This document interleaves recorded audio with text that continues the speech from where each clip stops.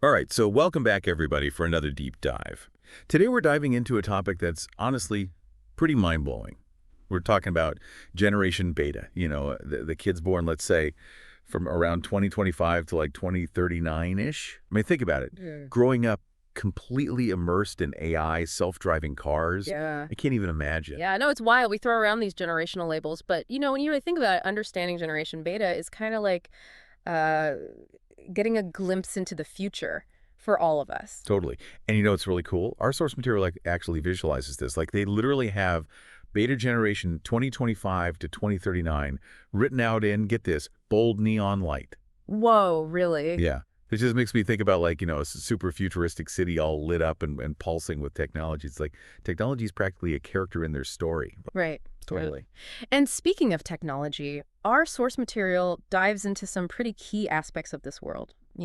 Gen Beta's world, like artificial intelligence, autonomous transportation, and okay, this one's a little bit of a mouthful, but immersive digital experiences. That one really stood out to me. Yeah, no, me too. What does that even mean, like practically speaking? What does that look like? Okay, so like imagine a world where the metaverse isn't just this buzzy term, right? It's where Gen Beta hangs out with their friends, where they learn new skills, maybe even where they go to work someday.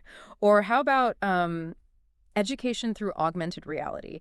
Textbooks come to life, history unfolds right before your eyes. It's about this blurring of lines between real life and the digital world, and that has some pretty huge implications if you ask me. Okay. Yeah, it's kind of hard to wrap your head around, how different their world will be from how we grew up. But that actually brings up a really interesting point. If technology is so embedded in their lives, like Right. woven into the fabric of their reality, how's it going to shape them? I mean, think about how much technology has changed us, and we're just starting to figure out AI compared to them. Exactly. It's like, will Gen Beta even care about privacy the same way if they've always had these like hyper-personalized digital experiences? Right. And what about just, talking face to face? Will that be like some sort of novelty for them? And learning, think about it, will traditional schools even exist when you can basically learn anything you want, whatever you want, through these totally immersive virtual And experiences? those are some huge questions. But, some people might say, hold on a second, right? Like, technology is not the only thing shaping Gen Beta. We've got things like climate change, global politics, economic ups and downs. Those are going to play a huge role too. How do you see all that, interacting with their relationship with technology? Yeah. It's a really good point because these things, they're not happening in a vacuum, right? It's totally possible Gen Beta could use technology to actually tackle climate change, or connect with people across borders in ways we can't even imagine right now.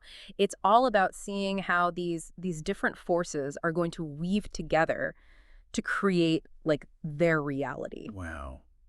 I feel like we've just barely scratched the surface here. And I'm already thinking we need like a whole series of deep dives just to unpack all of this. 100%. But if there's one thing I really want listeners to take away from this deep dive, it's that if Generation Beta is truly going to be defined by its relationship with technology, well, then don't we have a responsibility to try and shape that relationship, to make sure it's beneficial, ethical, empowering? What kind of future do we want to build with them? I think that's something we all need to keep thinking about long after this is over. Absolutely. Definitely food for thought.